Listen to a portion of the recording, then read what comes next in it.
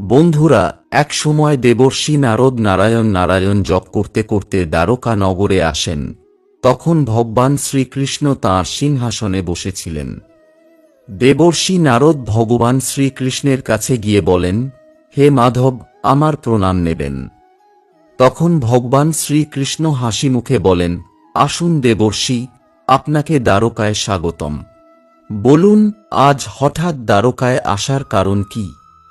তখন দেবর্ষি নারদ বলেন, হে ভগবান, আজ হঠাৎ আমার মনে একটি প্রশ্ন ঘুরপাক খাচ্ছে।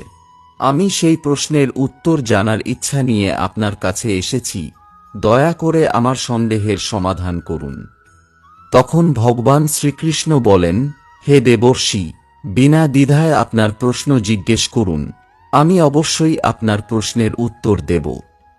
ভগবান শ্রীকৃষ্ণের মুখ থেকে এই কথা শুনে দেবর্ষি নারদ বললেন, হে ভগবান, এই পৃথিবীতে কিছু মানুষ সর্বদা সুখী থাকে, আবার কিছু লোক সর্বদা দুঃখী থাকে। এর সবচেয়ে বড় কারণ কি? আর প্রভু, মানুষের প্রকৃত সুখ কি? যৌন সম্পর্ক কি মানুষের সবচেয়ে বড় সুখ? দেবর্ষি নারদের কাছ থেকে এই কথা শুনে ভগবান শ্রীকৃষ্ণ বললেন, হে দেবর্ষি, আজ আপনি খুব ভালো প্রশ্ন করেছেন, যা সমগ্র মানবজাতির কল্যাণের জন্য অতি গুরুত্বপূর্ণ প্রশ্ন। প্রতিটি মানুষের জন্য এটা জানা খুবই জরুরি যে একজন মানুষের ভিতরে এমন একটি শক্তি আছে, যা দিয়ে সে চাইলে অনেক কিছু করতে পারে।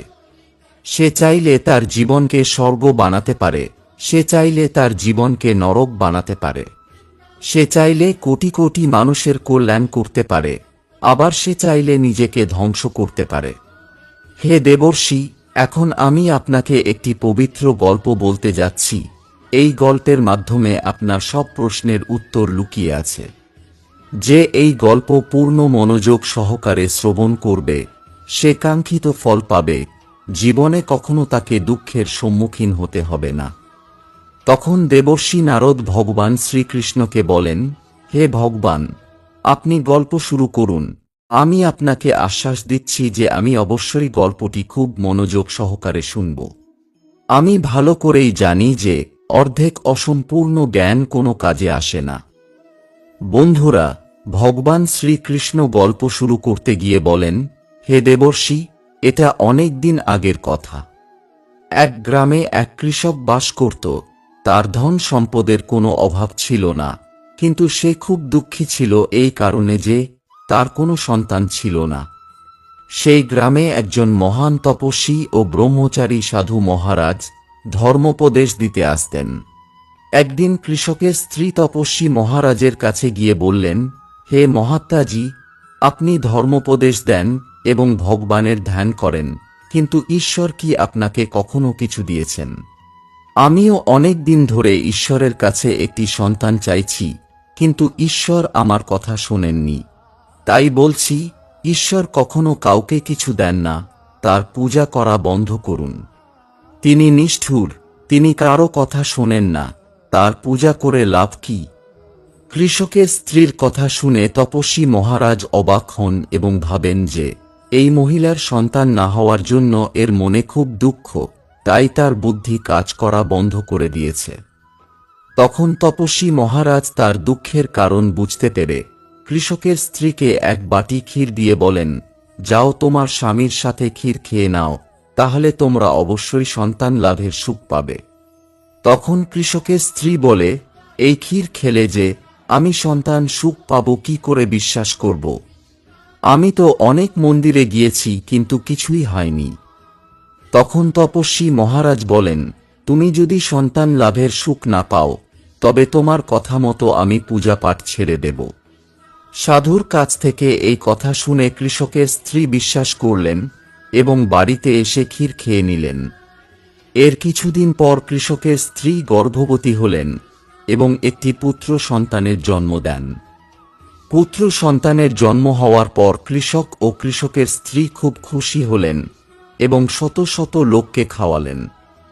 বন্ধুরা, ভগবান শ্রীকৃষ্ণ গল্প বর্ণনা করতে গিয়ে আগে বলেন, হে দেবর্ষি, মানুষের সন্তান না হলে দুঃখী আর হলেও দুঃখী। কারণ কৃষকের ছেলে ধীরে ধীরে বড় হতে থাকে এবং ভুল লোকের সাথে মেলামেশা করে জোয়ারি হয়ে যায় এবং বেশ্যার কাছে যাওয়া শুরু করে। কৃষক বাবা মায়ের ছেলে তাদের কোনো কথা মানত না। সে তার সমস্ত ধন সম্পদ বিক্রি করে জুয়া ও বেশ্যার কাছে যেতে থাকে। একদিন কৃষক ও কৃষকের স্ত্রী ভাবতে লাগলেন, ছেলে না হওয়াই ভালো ছিল। মাত্র কয়েকদিনের মধ্যেই কিভাবে সমস্ত ধন সম্পদ নষ্ট করে দিল, যা আমরা এত পরিশ্রম করে অর্জন করেছিলাম। বন্ধুরা, গল্পটি আরও বর্ণনা করতে গিয়ে ভগবান শ্রীকৃষ্ণ বলেন, হে দেবর্ষি, এমন পরিস্থিতিতে কৃষক এবং কৃষকের স্ত্রী আবার সেই তপস্বী সাধুর কাছে যায়। কৃষক তপস্বীকে প্রণাম করে বলে, হে মহারাজ, আমার সর্বনাশ হয়ে গেছে। আমার ছেলে আমাদের কথা শোনে না। সে জুয়া খেলে এবং বেশ্যার কাছে যায়, আর এভাবেই সে আমাদের সব ধন সম্পদ নষ্ট করে দিয়েছে। দয়া করে কিছু সমাধান বলুন, যাতে আমার ছেলে শুধরে যেতে পারে এবং সঠিক পথে ফিরে আসতে পারে। আপনি আমাদের পুত্র লাভের আশীর্বাদ দিয়েছিলেন এবং আপনার আশীর্বাদ সফল হয়েছিল। কৃষকের কথা শুনে সাধু বললেন, হে পুত্র, আমি অবশ্যই সমাধান বলবো, তবে তোমাকে আমার কথা মতো কিছু কাজ করতে হবে। তখন কৃষক বলে, মহারাজ, আপনি যা বলবেন আমি তাই করব, কিন্তু আমার ছেলের স্বভাবের যেন উন্নতি হয়। তার বর্তমান অবস্থা দেখে আমার মাঝে মাঝে মনে হয়, এমন সন্তান হওয়ার চেয়ে সন্তান না থাকাই ভালো ছিল। বন্ধুরা, গল্পটি আরও বর্ণনা করতে গিয়ে ভগবান শ্রীকৃষ্ণ বলেন, হে দেবর্ষি, তখন তপস্বী কৃষককে বলেন, এই পৃথিবীতে নারী ও সম্পদ সবই মায়া, যে এর ফাঁদে পড়ে সে শতভাগ ধ্বংস হয়ে যায়। বড় বড় রাজারাও নারীর আনন্দ ও যৌন সুখের সন্ধানে নিজেদের ধ্বংস করেছে। যৌন লালসা এমন এক দলদল, যে এতে ঝাঁপ দেবে এটি তাকে কেবল নিচের দিকে নিয়ে যাবে। এমন লালসা ও মোহের কারণে মহাভারতের মতো যুদ্ধ ঘটেছিল। এক মহিলার চক্করে রাবণ ধ্বংস হয়েছিল। রাবণের হাজার হাজার নারী ছিল, তবুও তার ইচ্ছা পূরণ হয়নি। তিনি মা সীতাকে চুরি করেছিলেন, যার কারণে তার মৃত্যু হয়। লালসা এমন একটি শক্তি যে, যদি কেউ এটিকে ভুলে যায় এবং যে কোনো লক্ষ্য নির্ধারণ করে, তবে সে অবশ্যই তাতে সফল হবে। ব্রহ্মচর্য পালন করে বহু মানুষ মহান হয়েছেন, আবার ব্রহ্মচর্য বিনষ্ট করে বহু লোকের সর্বনাশও হয়েছে। এ কথা শুনে কৃষক সাধু মহারাজকে বলে, হে মহারাজ, এখন বলুন এই সময় আমার কি করা উচিত। তখন সাধু মহারাজ কৃষককে বলেন, এখন তুমি নিঃস্বার্থ হও, তাহলে তোমার সমস্যার সমাধান হতে পারে। তোমার ধন সম্পদ যা কিছু অবশিষ্ট আছে, তুমি তোমার ছেলেকে দিয়ে দাও এবং তাকে বলো, আমার যা কিছু ছিল সবই তোমাকে দিয়ে দিলাম। এখন তুমি চাইলে রাখতে পারো আর চাইলে নষ্ট করে দিতে পারো। প্রত্যেক বাবা মাই তার ছেলের কাছে দুবেলা খাবার চায়। আমরাও তোমার কাছে দুবেলা খাবার চাই। এতে করে আশা করি তোমার ছেলের স্বভাবের উন্নতি হবে। ঈশ্বরের শক্তিতেই আমি তোমাকে সন্তান লাভের জন্য ক্ষীর দিয়েছিলাম। আজ আমি তোমাকে তোমার ছেলের উন্নতি করার মূল মন্ত্র দিলাম। যাও, এটি সঠিকভাবে ব্যবহার করো এবং ঈশ্বরে ভরসা রাখো।